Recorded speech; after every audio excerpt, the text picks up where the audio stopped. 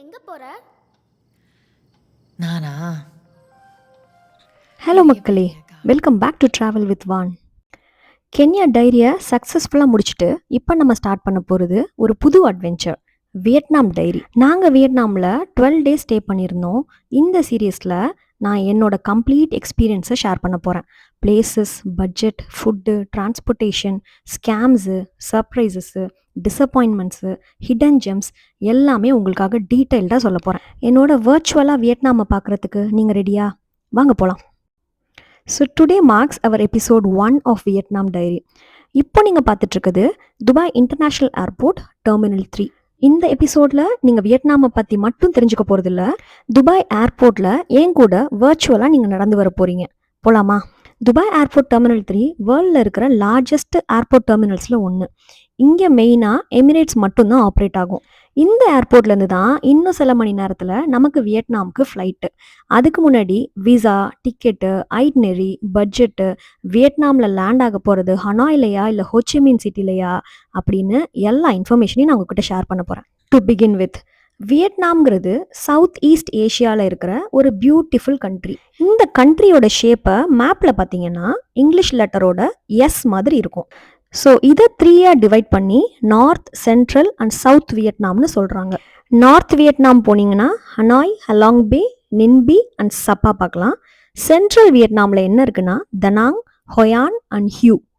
And south வியட்நாமில் Ho Chi Minh city, Mekong delta and ஃபுகாக். இப்போ நான் சொன்ன இந்த கம்ப்ளீட் லிஸ்ட்டை சுற்றி பார்க்கணும்னா மினிமம் 12 to 15 டேஸ் ஆகுங்க. வியட்நாமை பொறுத்த வரைக்கும் ஒரு complete package for all age group. நீங்கள் ஒரு சிட்டி லவரா, history, culture, modern life, street food இந்த மாதிரி எல்லாத்தையும் ஒரே இடத்துல பார்க்கணுமா? அப்போ ஹோச்சிமின் சிட்டிக்கு போங்க. வியட்நாமோட எனர்ஜியை உணரணும்னா இந்த சிட்டியை மிஸ் பண்ணவே கூடாது. இல்லை நீங்கள் நேச்சரையும் லக்ஸரியையும் பர்ஃபெக்டாக கம்பைனான டெஸ்டினேஷனை தேடுறீங்களா? Mountain, beaches, clouds, cable car, golden பிரிட்ஜ்னு போஸ்ட் கார்டு மாதிரி வியூ வேணுமா? அப்போ தனாங் தான் உங்களுக்கான பிளேஸ். இல்லை ஹிஸ்ட்ரியையும் கெயாஸையும் ஒரு பர்ஃபெக்ட் காம்பினேஷனில் பார்க்கணுமா? அப்போது ஹனாய் தான் உங்களுக்கான பிளேஸ். வியட்நாமோட capital city, ancient culture, century old streets, vibrant local life, unforgettable food experience. அது மட்டும் இல்லைங்க, ஹனாயிலேருந்து ஒரு 6 hours டிஸ்டன்ஸில் சாப்பான்னு ஒரு பிளேஸ் இருக்குது. நீங்கள் சிட்டி லைஃப்லேருந்து எஸ்கேப் ஆகி க்ளவுட்ஸ்குள்ளார கண் முழிக்கணுமா? என்லெஸ் க்ரீன் மவுண்டன்ஸ் பார்க்கணுமா?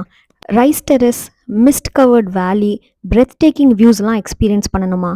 அப்போது சாப்பா தான் உங்களுக்கான பேரடைஸ். நீங்கள் நேச்சரை ரசிக்கிறதோட மட்டும் இல்லாமல் அட்ரினலின் ரஷ்ஷையும் தேடுறீங்களா? அப்போது சாப்பாவை மிஸ் பண்ணவே பண்ணாதீங்க. அது உங்களை கண்டிப்பாக சர்ப்ரைஸ் பண்ணும். Cable car ride, mountain trekking, steep valley hikes, off road motorbike rides, glass bridge எக்ஸ்பீரியன்ஸ்னு ஹார்ட் ரேசிங் ஆக்டிவிட்டீஸ் நிறைய இருக்குது. நீங்கள் ஒரு ஃப்ரீக்வெண்ட் ட்ராவலரா அப்படின்னா வியட்நாமில் இருக்க ஏதாச்சும் ஒரு பார்ட்டுக்கு மட்டும் போயிட்டு 5 to 6 டேஸ் ஸ்டே பண்ணி அந்த பார்ட்டை மட்டும் எக்ஸ்ப்ளோர் பண்ணுங்கள். இல்லை நான் ஃபஸ்ட் டைம் போகிறப்பவே எல்லாத்தையும் என்ஜாய் பண்ணணும்னு நினச்சிங்கன்னா மினிமம் 12 டேஸ் இஸ் மஸ்ட். எங்களோட எக்ஸ்பீரியன்ஸ் படி நீங்கள் ஃபுல் வியட்நாமை எக்ஸ்ப்ளோர் பண்ணணும்னா இந்தியாவிலேருந்து டிக்கெட் போடுறீங்கன்னா 1 way to ஹொச்சிமின் போட்டுட்டு Ho Chi Minh to Da Nang, Da Nang to Hanoi, ஹனாயிலேருந்து ரிட்டர்ன் அகெயின் இந்தியாவுக்கு வாங்க. நாங்கள் துபாயிலேருந்து ஸ்ட்ரைட்டாக ஹோச்சிமின் சிட்டி ட்ராவல் பண்ணிட்டோம். ஹோச்சிமின் சிட்டியில் 4 days, தனாங்கில் 4 days அண்ட் ஹனாயில் 4 daysனு எங்களோட 12 days ஸ்ப்ளிட் பண்ணிட்டோம். நார்த் வியட்நாம்லேருந்து சவுத் வியட்நாம் ட்ராவல் பண்ணுறதுக்கு வேரியஸ் ஆப்ஷன் இருக்குங்க. நல்ல சொஃபிஸ்டிகேட்டடான ட்ரெயின் அண்ட் பஸ் சர்வீசஸ்லாம் அவைலபிளாக இருக்குது. அதை விட முக்கியம் என்னென்னா டொமஸ்டிக் ஃப்ளைட்ஸ் மற்ற கண்ட்ரியை கம்பேர் பண்ணும்போது இங்கே ரொம்பவே சீப்புங்க. டொமஸ்டிக் ஃப்ளைட் புக் பண்ணும்போது நிறைய கேச்சஸ் இருக்குது, கொஞ்சம் கேர்ஃபுல்லாக தான் புக் பண்ணணும். நிறைய டொமஸ்டிக் ஃப்ளைட்ஸில் 7 kg வரைக்கும் தான் hand package and cabin packages allow பண்ணுறாங்க.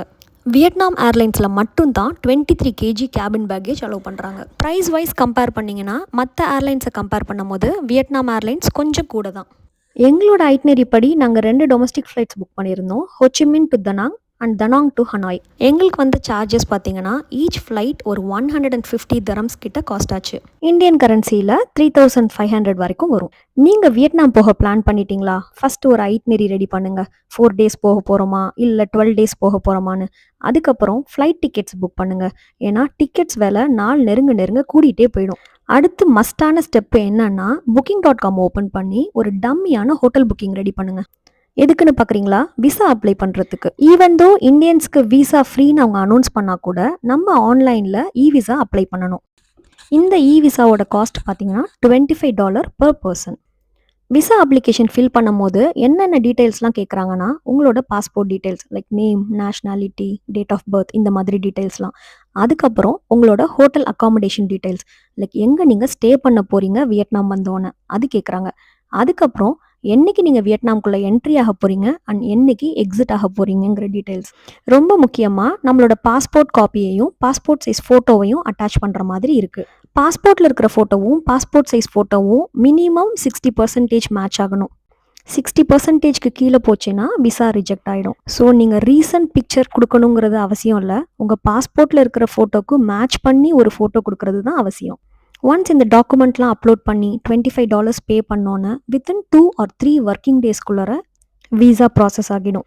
இ விசா அப்ளை பண்ணுறதுக்கு வெப்சைட் சர்ச் பண்ணிங்கன்னா நிறைய ஃபேக் வெப்சைட்ஸ் வருதுங்க. ஸோ கேர்ஃபுல்லாக அத்தன்டிக்கான வெப்சைட்டாக பார்த்து அப்ளை பண்ணுங்கள். இன்னும் ஃப்ராங்காக சொல்லணுன்னா, நீங்கள் வியட்நாம் இ விசான்னு போய் கூகுளில் டைப் பண்ணோன்னே ஃபஸ்ட்டு வர லிங்க்கே ஒரு ஃபேக்கான லிங்க் தான். ஒரு பக்கா கவர்மெண்ட் வெப்சைட் மாதிரி இருக்குது ஓப்பன் பண்ணோன்னே. கண்டிப்பாக எல்லாரும் அதுக்கு விழுந்துருவோம். நீ பேசுகிறத பார்த்தா அந்த அடி வாங்கினவன் நீதானன்னு கேட்குறீங்கல்ல, கரெக்டுங்க. நானும் அந்த ஃபேக்கான வெப்சைட்டில் போய் பாதி டீட்டெயில்ஸ் ஃபில் பண்ணிட்டேன். பாதி பேஜ் ஃபில்அப் பண்ணுற வரைக்கும் எந்த டவுட்டும் வரல. பேமெண்ட் கேட்வே வரும்போது இன்ஸ்டெட் ஆஃப் $25 $150ன்னு போட்டிருந்தாங்க. அங்கே தான் எனக்கு டவுட் வந்துச்சு. அந்த எக்ஸ்பீரியன்ஸை வச்சு தான் இன்றைக்கி உங்ககிட்ட பேசிகிட்டு இருக்கேன். நம்மளோட itinerary ready, flight tickets ready, இப்போ விசாவும் ரெடி. அடுத்து என்ன? அந்த ஊரோட கரன்சி, அந்த ஊரோட வெதர் நீங்கள் போகிற டைமில் எப்படி இருக்குங்கிறத செக் பண்ணிவிட்டு அதுக்கு தகுந்த மாதிரி பேக்கை பேக் பண்ண வேண்டிதான். வியட்நாமோட கரன்சி பற்றி பார்க்கணுன்னா அவங்க யூஸ் பண்ணுற கரன்சி பேர் வியட்நாமீஸ் டாங். ஃபஸ்ட் டைம் பார்க்குறப்ப நம்ம மில்லியனர் ஆகிட்ட மாதிரி ஒரு ஃபீல் வரும். ஏன்னா அங்கே 1 இந்தியன் ருப்பி ரஃப்லி 300 வியட்நாமீஸ் டாங்க்கு மேலே வேல்யூ இருக்கும். அதனால hotel rates, food bill, shopping அமௌண்ட்ஸ்லாம் பார்த்தீங்கன்னா லேக்ஸில் இருக்கிற மாதிரி இருக்கும். ஃபார் எக்ஸாம்பிள் 1 மில்லியன் டாங்னா ரொம்ப பெரிய அமௌண்ட் மாதிரி தெரியும். ஆனால் இந்தியன் கரன்சியில் கன்வெர்ட் பண்ணி பார்த்தீங்கன்னா 3000 இந்தியன் ருபீஸ். ஸோ நம்மளோட ஃபுட் பில்லு, ஷாப்பிங் பில்லெல்லாம் பார்த்தீங்கன்னா மில்லியன்ஸில் வரும். அதனால கரன்சி கன்வர்ஷன்லாம் கொஞ்சம் முன்னாடியே புரிஞ்சுக்கோங்க. ஸோ கன்ஃபியூஷன் கம்மியாக இருக்கும். இன்னொரு முக்கியமான விஷயம் என்னன்னா, வியட்நாமில் மோஸ்ட் ஆஃப் த பிளேசஸில், ஏன் 90% ஆஃப் த பிளேசஸில் கார்டு அக்செப்ட் பண்ண மாட்டேங்கிறாங்க. ஸோ உங்களோட கிரெடிட் கார்டு, டெபிட் கார்டெல்லாம் நீங்கள் எடுத்துகிட்டு போனீங்கன்னா அது யூஸ் ஆகுமான்னு கேட்டிங்கன்னா ஆகாது. பெட்டர் ஐடியா என்னன்னா $. அதுவும் ஸ்பெசிஃபிக்காக சொல்லணுன்னா $100 நோட்டாக எடுத்துகிட்டு போங்க. எக்ஸ்சேஞ்ச் சென்டர்ஸ் அங்கே நிறைய இருக்குது. எக்ஸ்சேஞ்ச் ரேட்டு பார்த்தீங்கன்னா ஒரு நோட்டுக்கு ஒரு மாதிரி இருக்குது. $50 கம்மியான எக்ஸ்சேஞ்ச் ரேட் கொடுக்குறாங்க. $100 நல்ல எக்ஸ்சேஞ்ச் ரேட். ஸோ போன உடனே ஒரு 1 or 2 டேஸ் சமாளிக்கிற மாதிரி வியட்நாமீஸ் டாங் கன்வெர்ட் பண்ணிக்கோங்க ஏர்போர்ட்லேயே. அதுக்கப்புறம் 3rd டேலேருந்து எக்ஸ்சேஞ்ச் சென்டர்ஸில் உங்களுக்கு எவ்வளோ வேணுமோ அதுக்கு தகுந்த மாதிரி கொஞ்சம் கொஞ்சமாக USD கன்வெர்ட் பண்ணிக்கோங்க. ஏடிஎம் சென்டர்ஸும் அங்கங்கே இருக்குது. ஸோ நீங்கள் ஏடிஎம்லேயும் வித்ட்ரா பண்ணிக்கலாம். இது வரைக்கும் நம்ம ட்ராவல் பண்ண எல்லா கண்ட்ரீஸ்க்குமே ஈவன் தோ கொஞ்சம் டாலர்ஸ் கையில் எடுத்துகிட்டு போனால் கூட அதை பெருசாக நாங்கள் யூஸ் பண்ண மாட்டோம். கிரெடிட் கார்டு, டெபிட் கார்டுன்னு அங்கங்கே ஸ்வைப் பண்ணிட்டு வந்துடுவோம். வியட்நாம் மட்டும்தான் ஃபர்ஸ்ட் டைம் அவங்க லோக்கல் கரன்சிக்கு இவ்வளோ இம்பார்ட்டன்ஸ் கொடுக்குறாங்க. மற்ற எந்த ஊர் காசையும் அவங்க நம்புறதா இல்லை. ஸோ வியட்நாமீஸ் டாங் இல்லாமல் உங்களால் வியட்நாமில் சர்வே பண்ண முடியாது. அப்படியே உங்ககிட்ட பேசிக்கிட்டே நம்ம ஹோச்சிமின் சிட்டி ஏர்போர்ட்டுக்கு ரீச் ஆயாச்சு. Dubai to Ho Chi Minh approximately 6 hours ஜேர்னிங்க. டைம் டிஃப்ரென்ஸ் பார்த்தா வியட்நாம் 3 hours அஹெட்டாக போயிட்டுருக்கு. துபாய் டைம் படி மார்னிங் 9:40க்கு நம்ம துபாயிலேருந்து கிளம்பணும். இப்போ நம்ம லேண்ட் ஆகியிருக்க டைம் பார்த்தீங்கன்னா ஹோச்சிமின் சிட்டியில் நைட்டு 7:30க்கு. நம்மளோட ஃபர்ஸ்ட் டே ட்ராவல்லே போயிடுச்சு. அடுத்த நாள்லேருந்து நாங்கள் எங்கெங்கே போகணுங்கிற டீட்டெயில்ஸ்லாம் உங்களுக்கு டீட்டெயில்டாக அடுத்தடுத்த எபிசோட்ஸில் சொல்கிறேன். இதுதான் ஹோச்சிமின் சிட்டியில் ஃபார் த நெக்ஸ்ட் 3 days நம்ம ஸ்டே பண்ண போகிற ரூம். இந்த ரூமோட டீட்டெயில்ஸ்லாம் நான் டிஸ்கிரிப்ஷனில் கொடுக்குறேன், பாருங்கள். Stay tuned for the next episode. Thanks for watching. Bye.